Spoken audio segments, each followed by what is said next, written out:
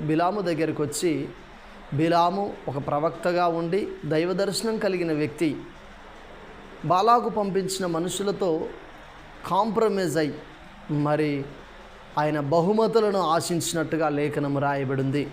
అప్పుడు తను దైవ దర్శనాన్ని కోల్పోయి ఉన్నాడు.